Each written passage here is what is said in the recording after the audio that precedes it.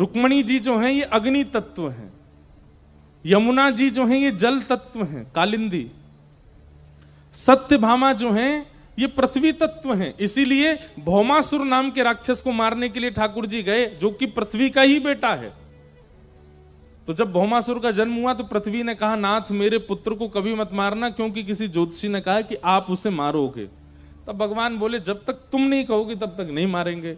पृथ्वी ही भगवान की पत्नी सत्यभामा बनकर के आई, और जब भगवान भौमासुर को मारने के लिए गए तो सत्यभामा ने ही आज्ञा दी, बोले नाथ इसको मार दीजिए। तब भगवान बोले तुमसे ही आज्ञा चाहिए थी, और भगवान ने भौमासुर का वध किया। तो पृथ्वी तत्व कौन? सत्यभामा। इस प्रकार ये अष्ट प्रकृति भगवान की अष्टपटरानी। अब आती है बात 16,100 कौन है? तो वेद मंत्रों में, उपासना कांड में जो भगवत उपासना के 16,100 मंत्र हैं, आपके हाथ में पुष्प दिया गया, और पुष्प देकर के कहा गया वंशी धारण करने वाले परमात्मा का स्मरण करो। वंशी विभूषित करा नवनीर दाबात पीतांबरा अरुण बिंब फला धरुष्ठात पूर्णेन्दु सुंदर मुखा अरविंद नेत्रात कृष्णात परम किमपि तत्त्वमहं न जाने।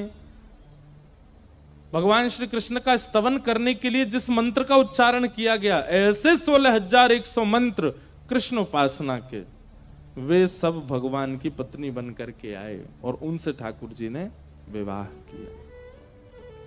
तो देखा जाए तो किसी भी स्पष्ट जीव से ठाकुर जी ने ब्याह नहीं किया।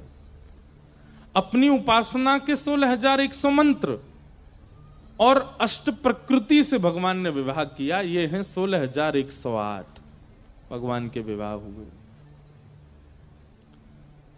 भगवान की दिनचर्या का और ग्रहचर्या का वर्णन किया गया।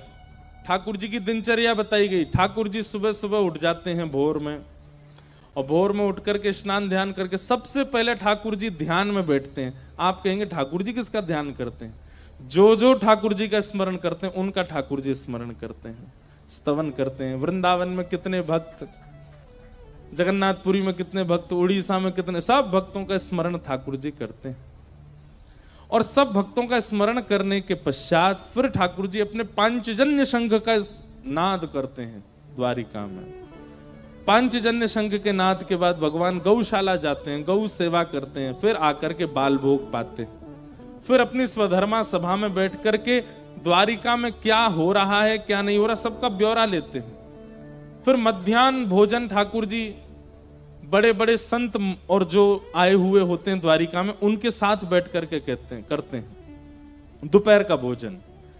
रात्रि में फिर ठाकुर जी एक बार द्वारिका भ्रमण के लिए जाते हैं और रात्रि में फिर परिवार को समय देकर उनके साथ प्रसाद पाके शयन करते हैं।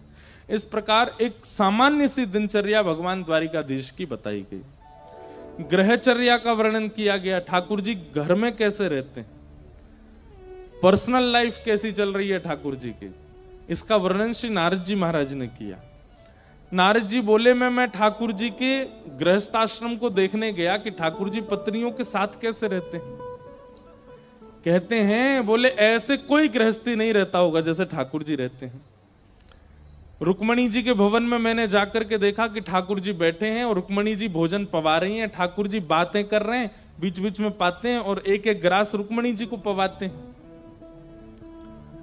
दूसरे भवन मैंने सत्यभामा जी के में जाकर के देखा तो ठाकुर जी सत्यभामा जी के केश गूंद रहे हैं, ऐसा प्रेम प्रवाह कर रहे हैं। जब मैं जामवती के कक्ष में गया तो वहां मैंने देखा कि ठाकुर जी अपने बालकों के साथ खेल रहे हैं और जामवती बड़ी खुश हो रही हैं देख करके। जब कालिंदी के कक्ष में गया तो ठाकुर जी भी सांवले हैं और यमुना जी भी सांवली हैं, तो ये दोनों एक दूसरे का श्रृंगार कर रहे हैं। नारद जी कहते हैं मैं इतनी द्रुत गति से दौड़ता था कि अगले भवन में ठाकुर जी नहीं मिलेंगे, क्योंकि वो तो कालिंदी के साथ हैं, वो तो रुक्मणी के साथ हैं। लेकिन अंत में मुझे पता चला कि ठाकुर जी तो 16,108 रूप बना के एक एक पत्नी के साथ एक साथ निवास करते हैं और सबको सुख देते हैं, अपने गृहस्थाश्रम का पूर्ण निर्वहन करते हैं।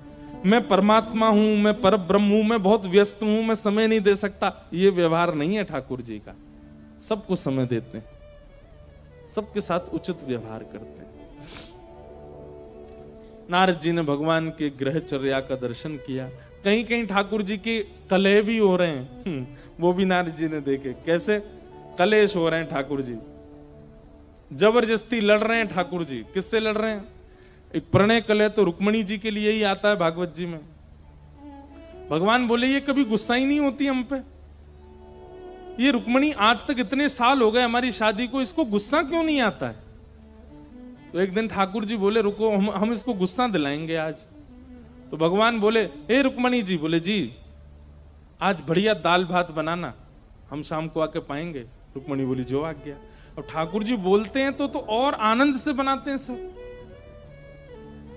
4-5 प्रकार के भात बनाए, केसर वाले भात, मीठे भात, नमकीन भात, सादा भात, दाल आदि बनाई। ठाकुर जी जैसे शाम को आए तो पहले ही सोच के आए कि मुझे लड़ना है रुक्मणी से। जैसे थाली पर बैठे तो रुक्मणी जी ने परोसा। ठाकुर जी बोले अब हमारा मन नहीं कर रहा भात खाने का, तुम तो रोटी बना के ले आओ। रुक्मणी जी अच्छा कोई बात नहीं, अभी लाती हूँ, रोटी बना के लिए आई।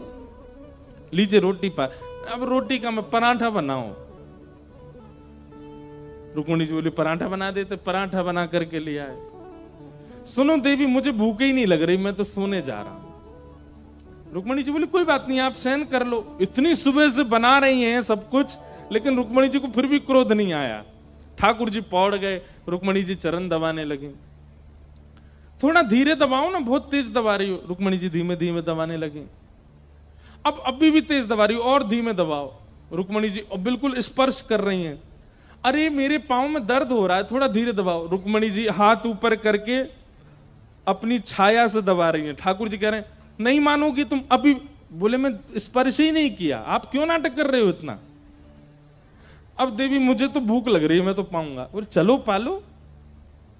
अंत में ठाकुर जी ने हाथ पकड़ा, तुम क्रोध क्यों नहीं कर रही हो हम पे? हम तुमसे इतना लड़ने का प्रयास कर रहे हैं, ये करते हो, तुम लड़ती नहीं हो हमसे।